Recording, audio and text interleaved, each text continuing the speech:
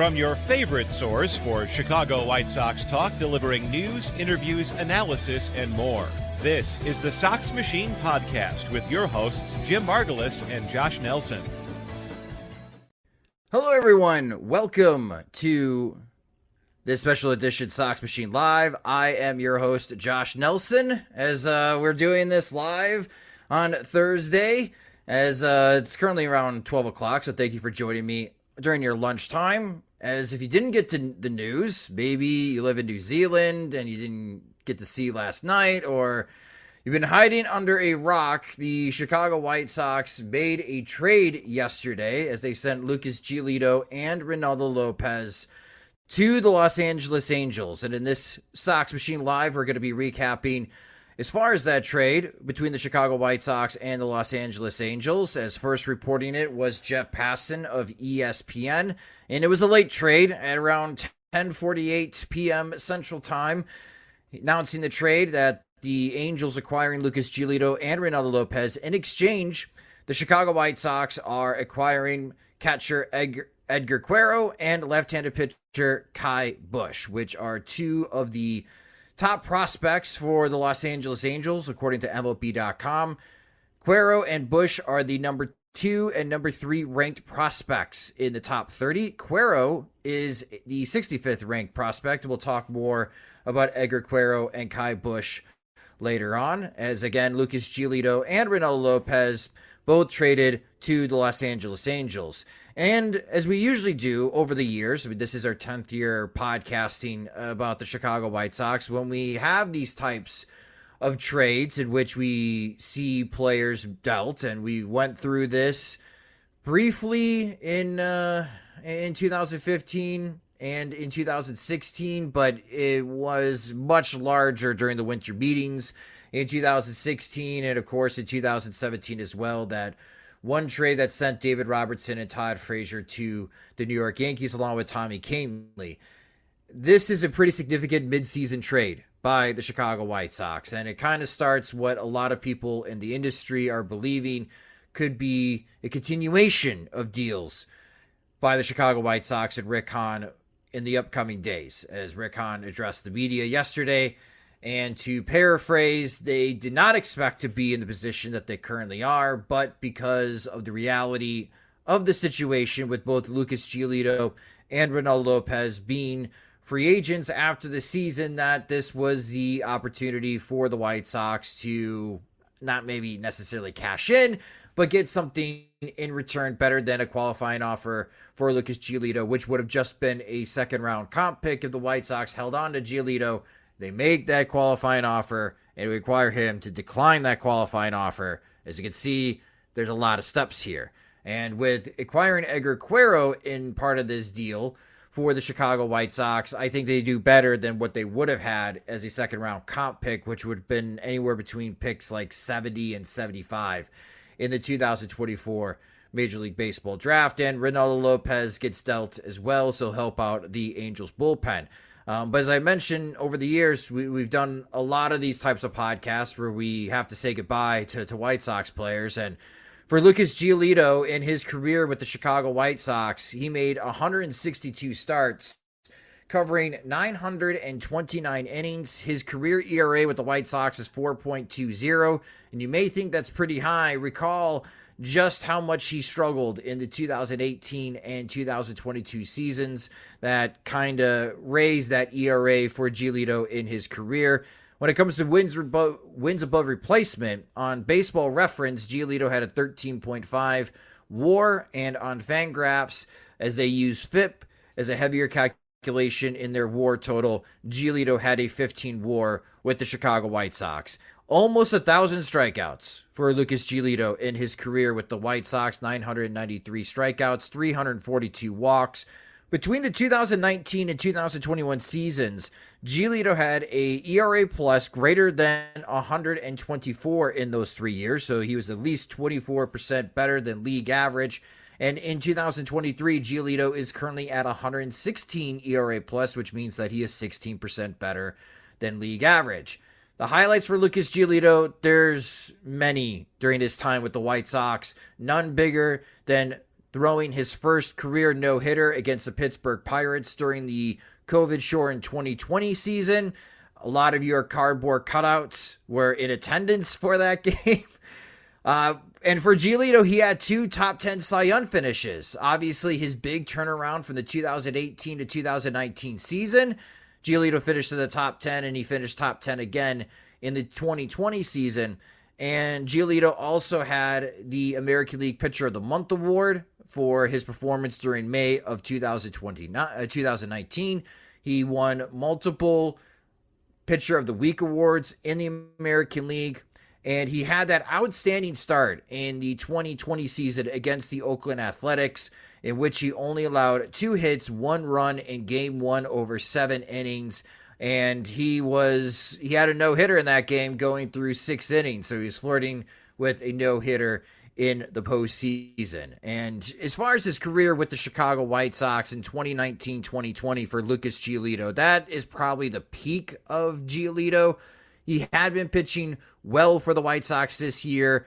The past week after the All-Star break, not exactly smooth. He gets rocked against the New York Mets. He gives up 5 runs in the first inning. That's not a great first impression. Against the Minnesota Twins, he did pitch 5 scoreless innings, but it took 100 pitches to get through 5 innings. He did not go deep in his first 2 starts after the All-Star break. So it'll be interesting to see on how Giolito transitions from the Chicago White Sox to the Los Angeles Angels. The good news for a Giolito standpoint, at least in his point of view, getting dealt. And Rick Hahn alluded to the fact during his press conference, it was a emotional discussion with Giolito, telling him that he has been traded. We don't know why that conversation has been emotional. I guess we'll just have to wait and see when Giolito arrives with the Angels and the Los Angeles media meets with him and asks him his thoughts about getting dealt from the Chicago White Sox to the Los Angeles Angels. But from Giolito's camp, you cannot place a qualifying offer on him. So that's really good news as far as free agency. There's no draft pick comp now attached to Lucas Giolito. He's joining an Angels team that's getting hot. A couple weeks ago, when I did my top 8 teams for Lucas Giolito, the Angels were not on the list because I didn't know, or in some ways didn't think, that the Angels would actually be part of the playoff race. But thanks to Shohei Ohtani, who's going to win the American League MVP, I don't think there's going to be much argument. Looking at the American League standings, the Angels are currently 52-49. They're still 7 games back of the Texas Rangers, but now they're just 4 games back of the wild card. They have won 7 of their last 10 games, and they have won their last 2 games, and they are currently playing right now in this afternoon. They got some work to do. They are hoping that they have another hot streak when Mike Trout rejoins the team from his injury in the month of August. If they can continue to stay hot, they can continue to ride Shohei Ohtani offensively. Now that you have Ohtani pitching and you got Reed Detmers and now you add Lucas Giolito and you also have Griffin Canning as well, part of their rotation, the Angels are hoping that they can make one last dash in making the postseason. If they don't make the postseason, obviously their top target is trying to retain Shohei Ohtani. We'll see what that type of contract is. So that's for the Angels to introduce themselves to Lucas Giolito. In a way, Giolito is going home as he is from the Los Angeles area originally. We'll see if they can't attain Shohei Ohtani. Would the Angels pivot then in free agency and try to keep Lucas Giolito, as they still have Mike Trout for many, many years in Anaheim? But if that doesn't happen, Giolito becomes a free agent without a qualifying offer attached to him. He'd be 29 years old during free agency, and you're looking at a free agent class in the starting pitching front to be pretty strong. I mean, you have Shohei Ohtani, two-way player, but Blake Snell is going to be a free agent. Marcus Stroman has the option to opt out, and it sounds like he will be opting out to make himself a free agent. And then you got Giolito. And I know there's been a lot of comparisons between Giolito and Marcus Stroman. Stroman is actually 32 years old. So Giolito's 3 years younger than Stroman hitting free agency. And from Stroman's perspective, this might be the last chance that he has in getting a large amount of guaranteed money. thinking like 3 years, at least $75 million for Marcus Stroman before teams really start using age against him. For Giolito, as far as his numbers and how much starting pitchers are making in free agency, he could get a 5-year type of contract where it's $100+ million. And Rick Hahn did say that he will not rule out the White Sox bringing back both Lucas Giolito and Reynaldo Lopez, but I'm not going to gaslight White Sox fans and blow smoke anyone's butt. It's just, that's not Jerry Reinsdorf's cup of tea as far as his appetite when it comes to free agent starting pitchers, is to offer 5+ years, and that's probably what it's going to take for Lucas Giolito. So Giolito may be disappointed. He said the right things before July came around, that he wanted to stay in Chicago. He enjoyed his time with the White Sox. He was very appreciative that having the clunker in 2018 and even having a setback last year, that the team gave him every opportunity to bounce back. And over his time with the Chicago White Sox, when you look at the 6 seasons that he was with the White Sox, well, 7, he did pitch a little bit in 2017. The majority of that was very good, especially from 2019 to 2021. And Giolito, again, had a 1.16 ERA plus in 2023. Giolito was not part of the problem and where the White Sox currently lie, 21 games below 500. Again, on the flip side, you got Reynaldo Lopez. And this is a kind of funny in a way that Giolito and Lopez are once again attached to the same trade. That's how they came to Chicago. They were part of the Adam Eaton trade during the winter meetings back in 2016. And together, they're heading to Anaheim. As Reynaldo Lopez, during his time with the Chicago White Sox, he started off as a starting pitcher. 205 games he appeared in, but he made 91 starts. And he threw 611 and 2/3 innings with the White Sox with a 4.38 ERA.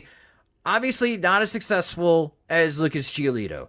Lopez had a 5.9 career WAR with the White Sox according to Baseball Reference, and a 7.7 WAR according to Fangraphs. And Lopez had 544 strikeouts and 215 walks during the White Sox, and he moved to the bullpen in 2021. Prior to the bullpen, his career highlights with the White Sox, Lopez actually had 5 10-plus strikeout games. And he had 14 strikeouts, which is a career high for him, against the Detroit Tigers in 2019. In that same 2019 season, a lot of people forget, and sometimes I have to remind myself, that Lopez pitched a complete game 1 hitter against the Cleveland Indians, but now the Cleveland Guardians, in which he struck out 11, which is his best career start. But unfortunately, 2020 came around, and in those 8 starts for Lopez, he was not good. He had an ERA well above 6. And then the White Sox again transitioned him to the bullpen, and he was very effective last year. And while he struggled to start this season, especially in high leverage situations, this might surprise White Sox fans. Lopez's current ERA plus is 103. So while he has been a below league average pitcher for much of the season, he has been pitching a lot better in the last month, and his performance in the last month has risen his season ERA plus to being slightly above league average. So we could say that Lopez right now is a league average pitcher, and he joins the Angels bullpen. Again, for the Angels, they are trying to run down the Texas Rangers and the Houston Astros in the American League West. When you look at the American League East, it's still Baltimore in first place. They're a game and a half ahead of Tampa Bay, Toronto. The Boston Red Sox have been red hot as of late. They have won 4 straight games. And of course, the New York Yankees. There's a lot of traffic in front of the Los Angeles Angels right now in the playoffs. I don't know if the pendulum swings a great deal for the Angels acquiring Giolito and Reynaldo Lopez. Are they done? Well, I guess we'll see. They could use some more help, but as long as you got Shohei Ohtani, as long as he stays healthy and he continues to hit home runs, and if they get Mike Trout back, and if he is healthy as he joins the team in August, and Giolito continues to pitch well, the Angels got a shot. Again, they've got some work to do, but they've got a shot in trying to catch up with the teams ahead of them in the postseason race. But this also might be a sign from the Angels front office to Ohtani to entice him to stay in Anaheim, as the Angels are going to try to do everything they can in their power to get to the postseason, because winning means a lot to Ohtani. We know that he's going to get paid this upcoming offseason, but as of right now, and you can just see the desire during the World Baseball Classic as Ohtani helped lead Japan to winning that title. Winning means a great deal for Shohei Ohtani. So any team that's pursuing Ohtani during free agency, not only going to have to prove they could back up the money truck, but they're going to have to prove that they could win and win immediately by acquiring Ohtani. So this is the Angels' attempt, at least in the front office, to prove to Ohtani that they are serious about winning. Let's talk about what the White Sox are acquiring here. And the big get in this trade is the 20-year-old switch-hitting catcher Edgar Quero. And Edgar Quero is just 20 years old, and he is a top 100 prospect. So this is where it's a bit of a surprise, as Giolito, again, is just a rental, just a few months left.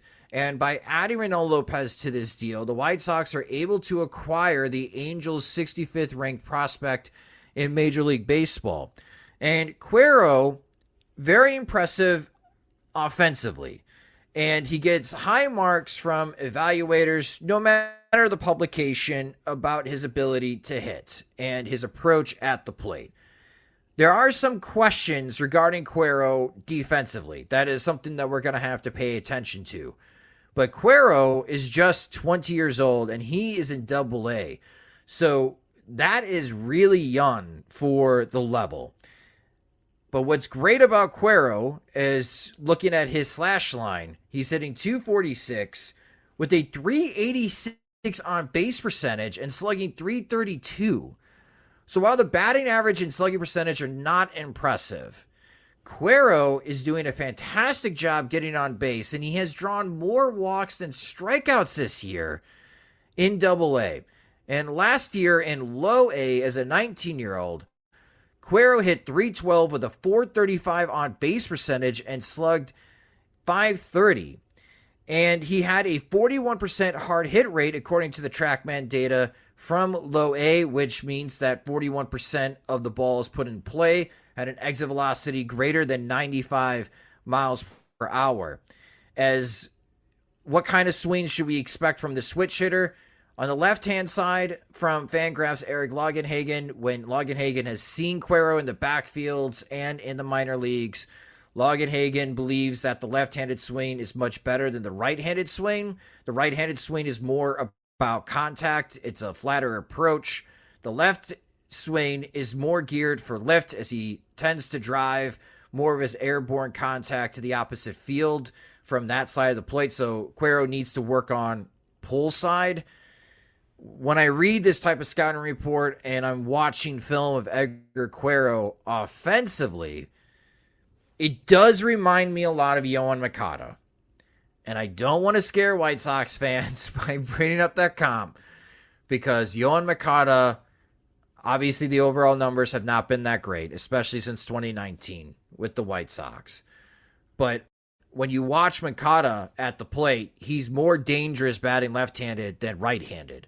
I always feel like when I'm watching Moncada bat right-handed, he's trying to survive against lefties and try to make the best contact possible, but it's mostly going to go to center field, and whatever contact Moncada does make from the right-hand side, it's going to be mostly singles. If you're looking for extra bases, if you're looking for slugging, for Moncada, that's typically from the left-hand side. It's a smoother swing. He looks more comfortable swinging left-handed, and that's where his power comes from. I'm going to have to watch Edgar Quero more, but based on this scouting report and watching some early film this morning of Quero, it's not identical swings, but it does make sense where Quero is stronger from the left-hand side than from the right-hand side, which is good because the White Sox, as we all know, need more left-handed bats in their farm system. When it comes to Quero, though, there's going to be a big question regarding as far as his defense. There's marks that his receiving needs to be improved, his blocking behind the plate, sometimes it's smooth, sometimes it's not. He only has an average arm, which is going to be critical moving forward, that he needs to be more consistent as far as his pop time, as far as his transition, with the rules in place in the major leagues, there's some work to do defensively across all facets for Edgar Quero. There's a latest report from Baseball Prospectus when they were updating their top 100 that don't think Edgar Quero is going to be a catcher long term, and they're not quite sure where in the infield or what other position that Edgar Quero can play.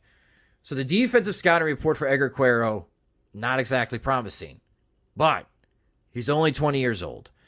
And the White Sox should give him every opportunity to stay behind home plate. They did this with Zach Collins. It didn't work with Zach Collins. Even everybody knew that Zach Collins was not a catcher. And the White Sox didn't give Collins a lot of opportunities at first base to try to move him behind home plate. They were stubborn. They stuck with Zach Collins as a catcher until ultimately they cut Zach Collins. For Quero, I think it's all about the hit tool right now. Can he find a way to hit for more contact and power at Double-A?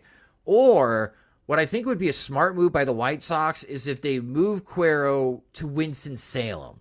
Again, he's really young for Double-A. I'm not exactly sure why the Angels made such an aggressive move having Quero in Double-A. I think having him go a lower level, he's still going to be young for High A, but having Quero play for the Winston-Salem Dash, get himself into a rhythm, build up more confidence, especially with the batted ball.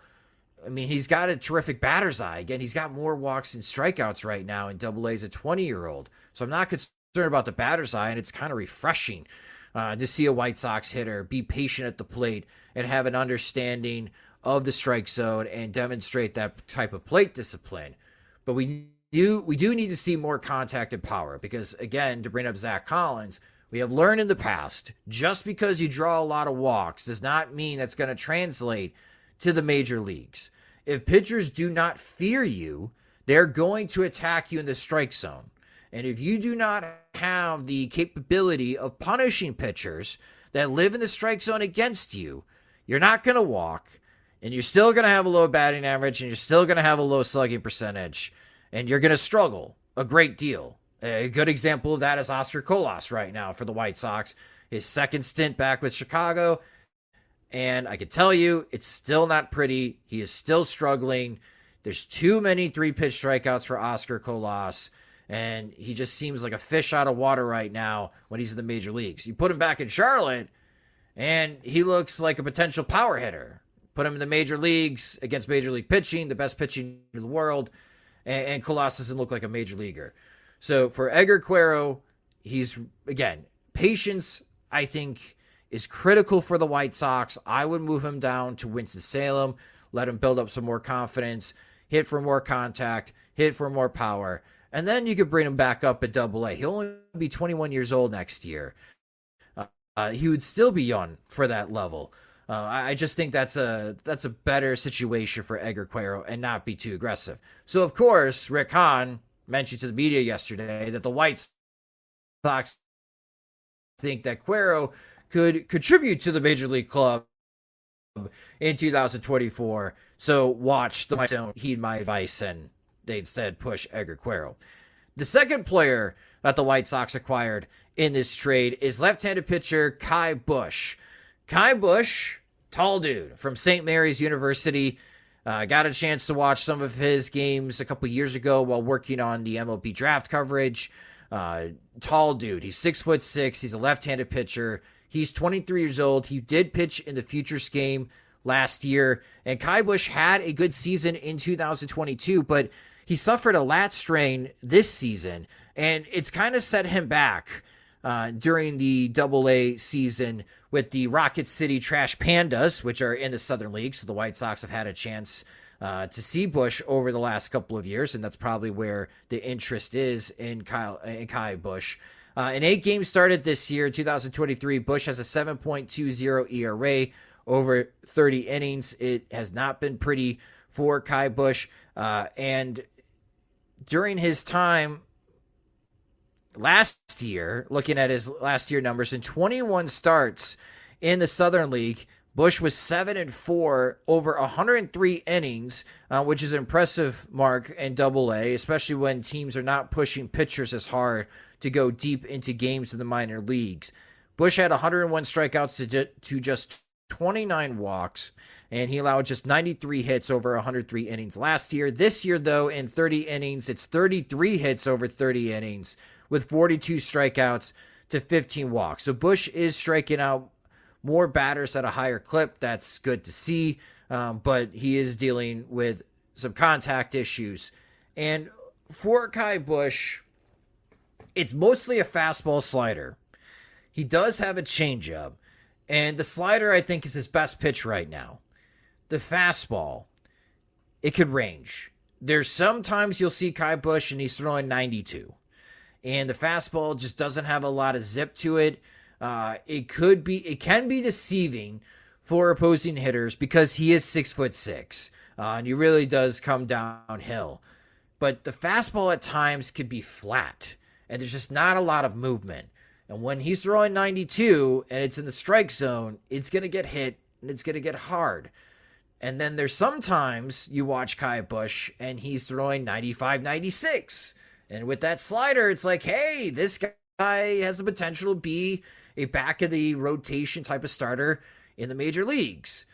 So I think with Bush, again, patience is going to be imperative. With the slow start this season in 2022 in Double-A for Ky Bush, he could be a target to join Colson Montgomery in the Arizona Fall League. So it might be really critical for the White Sox to send Bush to get more extra time in the Arizona Fall League. I know it'll make the coaches and the development staffs of the other teams that help coach in the Arizona Fall League, and even those analysts as well that cover the Arizona Fall League, it'll make those people happy because pitching is an issue during the Arizona Fall League, especially as far as the quality of pitching in the Arizona Fall League. So I think that would be a smart move by the White Sox. I would keep Bush in Double-A. And my hope was in any trade for the White Sox with Lucas Giolito, looking at the 2024 squad, that the White Sox would obtain that team's best Double-A, Triple-A starting pitcher. And for the Angels, Ky Bush is the best pitcher that the Angels have in Double-A and Triple-A. I just don't think you can pencil in Ky Bush. I have to get better prepared for that. Pencil in Ky Bush to be part of the 2024 White Sox starting rotation on opening day. Could we see Ky Bush during the season next year? Absolutely. As long as he stays healthy, as long as he looks good in the Arizona Fall League, he looks good in spring training, and let's say April, May, he looks strong in Double-A. Maybe you give him a couple of starts in Charlotte before you call him up to the major leagues, but I don't think you need to sit around when it comes to pitchers. I don't think it's necessary for pitchers to pitch in Charlotte and Triple-A. I think you can call them straight up from Double-A, and there's been many examples where that has been successful for teams across Major League Baseball. So the White Sox are still going to have to figure out on how they're going to fill out the starting rotation for opening day in 2024. But according to Rick Hahn, and I'm sure in the organization, they are hopeful that Ky Bush will be able to help out the White Sox, start some games, probably mid to late 2024, but more likely in the 2025 season that Ky Bush could be competing for a starting rotation spot for the Chicago White Sox. And speaking as far as the 2024 season, it does bring up this topic for the Chicago White Sox after this particular trade. Who is next to get traded? There is a lot of trade smoke regarding Lance Lynn, who made the start last night against the Chicago Cubs. Not a pretty start for Lance Lynn. Really struggled. He could not get out of the fifth inning as his pitch count inched closer to 100. I don't think it was a good idea for Lance Lynn to start that game against the Chicago Cubs, especially if a trade is imminent for Lance Lynn. There's just too much risk. Too many bad things could happen to Lance Lynn that can suddenly axe any type of trade. And for the White Sox, especially for those that care about the White Sox ledger, which I know many fans do not, it is an opportunity to shed some payroll for this upcoming season, and fingers crossed for they don't have to pay the $1 million buyout for Lance Lynn in exchange for acquiring whatever type of level prospect. It's not going to be much for Lance Lynn. I thought yesterday Lance Lynn was going to get traded before that start to Tampa Bay, as there's a lot of rumors and the national reporters were tweeting it out. It didn't happen because supposedly the Dodgers are making an attempt to acquire Lance Lynn after they acquired Ahmad Rosario yesterday from the Cleveland Guardians in exchange for Noah Syndergaard. That is a weird trade. But for Lance Lynn, I think he's going to be the next to go. We'll call this informed speculation. So for the diehard Sox Machine podcast listeners, you know what that means. For those that are not, and you're just joining us for this particular live stream, let's call it gossip that the Dodgers have interest in Joe Kelly. And Joe Kelly, I mean, Lance Lynn didn't look good yesterday. Joe Kelly looked worse. He didn't get an out in the fifth inning and allowed many walks, even walked in some runs as well against the Chicago Cubs. But there's just a familiarity for the Dodgers of Joe Kelly, and that's what they've already done, acquiring Enrique Hernandez from the Boston Red Sox. Why? They're familiar with him. If they want to acquire Joe Kelly, why? They're familiar with Joe Kelly. So those, I think, are going to be the next two guys that could be traded here soon in Lance Lynn and Joe Kelly.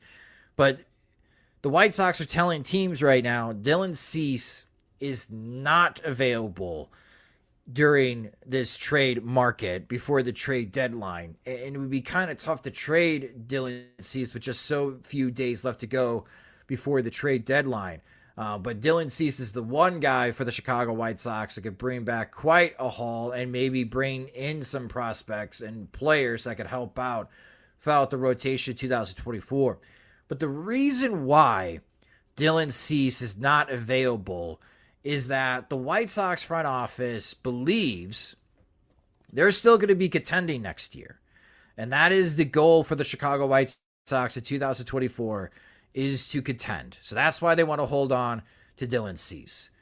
One, that's a really tough sell to anyone that's watching this White Sox team, that 2024 is going to be any different than 2023. You don't have Giolito. You just traded him away. You want to trade Lance Lynn. Mike Clevenger's got a mutual option, and he's been hurt. We haven't seen him pitch in more than a month, so I don't think that mutual option is going to get picked up by the Chicago White Sox. That leaves your starting rotation with Dylan Cease and Michael Kopech, and there's some question whether Kopech is an actual starter or not. So we could always have the debate what you think Dylan Cease is, but I think Dylan Cease is a front-end starter. Michael Kopech's at number 5. That's all you got. Davis Martin is recovering from Tommy John. Sean Burke has been hurt for most of this season. I just mentioned that Kai Busch had a delay to this season. I don't think he's going to be ready to start the 2024 season. I don't know where the White Sox are finding 3 starting pitchers to just have a team to start the season, let alone contend in 2024. So I find that comment to be eyebrow raising. What raises the other eyebrow is the impression that nobody is going to be held accountable within the White Sox front office for this season. If you're asking Rick Hahn and Kenny Williams, why are you not trading Dylan Cease? And their response is because we expect to contend next season. Nobody expects them to return to make that decision whether the team is going to contend or not in 2024. And that's setting off all types of alarm bells that Jerry Reinsdorf may not make a move. And White Sox fans are going to have to wait and see what Rick Hahn and Kenny Williams do this upcoming offseason. You're hoping that they can make the team better, but you don't want them to have this job. It's a terrible situation right now for Chicago White Sox fans. It feels too much like being a Bulls fan in recent years with the whole Garpax type of front office that the Bulls had for many years and was a very frustrating experience. So to conclude, as far as this episode of Sox Machine Live, I'll go through as far as the comments section real quick. Some of the best comments, some of the questions that you guys may have. From Kirk, guessing what the 2024 starting rotation could be on opening day. He's got Dylan Cease, Michael Kopech, Tuki Tucson. So I think that's a good guess. Toussaint's got some control. So that's a good call, Kirk. Jesse Schultens, probably. And Tanner Banks. And I love this comment. That's a World Series caliber rotation right there. I don't know if you're going to win the AAA championship with that type of rotation, Kirk. But no, great call by Kirk. Trey Williams just posted this in the comment section. Well, 2025 rotation looks to be Dylan Cease, a free agent, Kai Bush, Jonathan Cannon, and Christian Mena. Maybe we'll see. Both Cannon and Mena, they've got some work to do, and we'll see what Bush can, where he's going to be in 2025. As in Rec is a big fan of Tanner Banks. Tanner Banks erasure. Ralph makes a good point here. You can't trust the White Sox process or the White Sox front office. Yeah, I'm with you, Ralph. I'm going to be on 670 The Score tomorrow with Dan Bernstein and Lawrence Holmes, and I think that's going to be a big part of the conversation is that the White Sox are making these types of moves. Do you trust that the White Sox are getting the best returns for these guys? It's such a tough question. It's such a tough situation to break down. We did get this question for Brian O'Connor. Do you think Aaron Bummer could be traded at the deadline? And Brian, only if you believe what John Morrissey is tweeting on MLB.com, there's teams that are interested in Aaron Bummer. And I kind of get it because there's just not a lot of left-handed relievers out in the trade market. From my perspective, I think the White Sox should move Aaron Bummer. He's got a guaranteed year next year. And it's not working with the White Sox. I think if you put Aaron Bummer along with Jake Diekman to Tampa Bay and you have a team that's outstanding defensively, yeah, Aaron Bummer looks way different. Maybe Aaron Bummer close to an all-star reliever, shock people that would have like a 1.90 ERA and just be dominant because he generates a ton of ground balls. And when you got a great defense behind you that can field those ground balls, then yeah, Aaron Bummer's going to look great. When you have one of the worst defenses in Major League Baseball and your best defensive player is out in center field who does not help you at all if opposing hitters are hitting grounders, then Aaron Bummer is going to look shaky. It was brought to my attention yesterday from my friend Chirizi from the 108. Opposing hitters have a BABIP, a batting average of balls in play against Aaron Bummer this year, higher than 400 when there's guys on base. And I think a big part of that is that the White Sox are just awful on defense. Like, it's just not a good combination of Aaron Bummer and the White Sox. So, in my perspective, Brian, I would like the White Sox to move Aaron Bummer. And I think you can get someone interesting in return. Maybe you can get someone along the same levels as Kai Bush and continue to add AA starting pitchers into the mix and start building that type of depth. If you can, then yeah, I would move Aaron Bummer. And I would probably pay attention to the teams that the White Sox share affiliates with opposing teams in those leagues. Because, again, the Angels farm system is the Rocket City Trash Pandas. Great name. They're the AA affiliate in the Southern League. The Birmingham Barons are the AA affiliate in the Southern League. I think the White Sox and the Tampa Bay Rays share affiliates in 3 leagues out of the 4. So the White Sox should be very familiar with the Tampa Bay Rays prospects they could possibly get in return.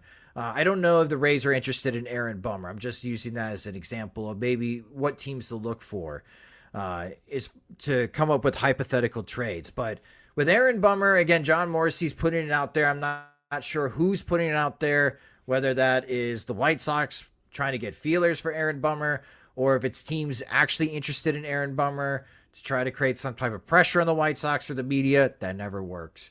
Or it's Aaron Bummer's agent getting that information out there to try to create some interest in getting his client out of Chicago. We'll see what actually happens. But I'm glad you brought up Aaron Bummer. I think the White Sox should trade him. But if the White Sox think they're going to contend next year, I could see them. It's hard for me to say foolishly keep Aaron Bummer, but I could definitely see them keeping Aaron Bummer. Going down the list as far as the most recent comments before I log off here, I really appreciate everybody spending your lunch with us here for this special edition Sox Machine Live recapping as far as the news with Lucas Giolito and Reynaldo Lopez going to Los Angeles. Kevin posted the comment, feel like the prospects to get back from Los Angeles is another overcorrection by the White Sox, similar to drafting Jacob Gonzalez this year.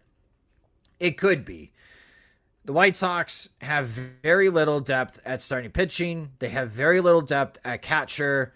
Maybe that was the idea, is that we have to acquire a starting pitcher and catcher out of this particular trade.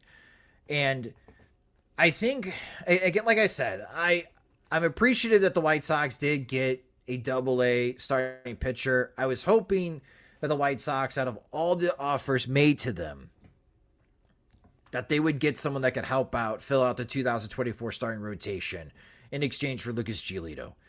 I don't think that happened. I think the White Sox would say this is the best prospect that we could acquire in a Lucas Giolito trade. And it just so happens to be that he's a catcher, which fills a need. So it's the best of both worlds. I could buy that argument regarding as far as Giolito. And as far as with Jacob Gonzalez, he's a left-handed college bat that they're hoping that they could rise through the farm system because the White Sox need more left-handed bats. But it does bring the debate. No matter what you do as far as in trades and drafts, you should be acquiring the best players possible, no matter what position that they play, as the development takes a lot longer than any other professional sport. And I think that's why a lot of people tune out of the Major League Baseball draft compared to the NFL and NBA draft. Because the NFL NBA draft, bam, that guy is going to be a rookie. They're going to be part of the team. They're not going to have to wait around in any sort of development league. We get to watch them right away. That's not the case in Major League Baseball. And we'll see. But again, Kevin, I think with Cuero, if you are a firm believer of the top 100 prospect list, and they're all going to get updated here soon after the trade deadline. Cuero before the trade deadline was the 65th ranked prospect in MLB's top 100. I'm a bit surprised the White Sox got that type of prospect back for Lucas Giolito with so few months left to go in the season. And maybe no other team was willing to meet that type of price, and the Angels possibly overpaid for Lucas Giolito, but that's a pretty good return for the White Sox. It's just that even though they acquire Kai Busch, I don't think Kai Busch helps solve a problem that the White Sox still have for the 2024 season. Mr. Sox fan 56, Pedro has to go with the rest of the ones that are traded. I don't believe he can handle a pitching staff. Well, I think he's having Ethan Katz handle the pitching staff more. But yeah, Pedro's having a tough season. I don't think he's going to be one and done, especially if Rick Hahn and Kenny Williams are still part of the front office. If they're still in charge. I don't think Pedro's going to go anywhere, so we get to enjoy this again in 2024. Friend Beefloaf, we all know Giolito was the White Sox best trade chip. Was Lopez their second best trade chip out of the expiring deals? I'm going to say no. Maybe it'd be Lance Lynn. I don't know. That's such a good question. Because it's the expiring deals, right? And do you consider Joe Kelly an expiring deal, even though he's got a club option for next season for $9.5 million? Nobody's picking that up. I don't know. I think I'd rather have Keenan Middleton than Reynaldo Lopez, but Middleton's been struggling as he gave up back-to-back home runs last night. That's a good question. I'm gonna have to ponder. I'm gonna have to ponder that one. I think I'd rather have Keenan Middleton than Reynaldo Lopez, but that is a good question. Maybe Lopez is. I don't know. Not good podcasting to be pondering like this, but it is an excellent question. I think now I'll stay with Lance Lynn. I think we'll be surprised at what kind of return, the White Sox get for Lance Lynn. So, yes, but with that being said, I really appreciate everybody joining me for this lunchtime Sox Machine Live as we recap the Lucas Giolito and Reynaldo Lopez trade to the Los Angeles Angels. And best of luck again. The Angels, they got some work to do. They're 7 games back in the American League West. They're 4 games back in the wild card. But now when you got Giolito part of that starting rotation, you still got Shohei Ohtani and Mike Trout coming back to the Angels soon. When you got the 2 best position players in the world on your team, I like what they're doing. I like the effort the Angels are making. I don't know if it's actually going to produce a team into the postseason. It's going to be tough for the Angels, but at least they are trying, and they surprise most in the major leagues, in Major League Baseball, to make this type of move. But really appreciate it again, everybody joining me. And if you don't get a chance to watch the Sox Machine live streams, we always take the audios from the Sox Machine lives and upload it into our podcast feed, which you can subscribe to the Sox Machine podcast wherever you listen to podcasts, such as Spotify and Apple Music. For those that do watch the videos on our YouTube channel at youtube.com/Sox Machine, please hit the subscribe button. We greatly appreciate it. You can follow us on social media. We're at Sox Machine on Twitter, Instagram, Threads. You can follow me on those platforms as well at SoxMachine_Josh. If you enjoy our work and want more, you can get more by becoming a Patreon supporter at patreon.com/SoxMachine, where our Patreon supporters get exclusive content, ad-free versions of both the podcast and website. And when we have new Sox Machine swag in the Sox Machine store, like our new Sox Machine shirts that we have, the I Heart Wild Pitch Offense. We all love Wild Pitch Offense. Now you can buy that shirt in the Sox Machine store. They're the first ones to receive it. Monthly plans start at $2, or you can save with an annual subscription. Again, sign up at patreon.com/Sox Machine. Sox Machine Live is a production of SoxMachine.com, your home for all things Chicago White Sox baseball and part of the Blue Wire Podcast Network. I'm Josh Nelson. Thanks for watching and listening.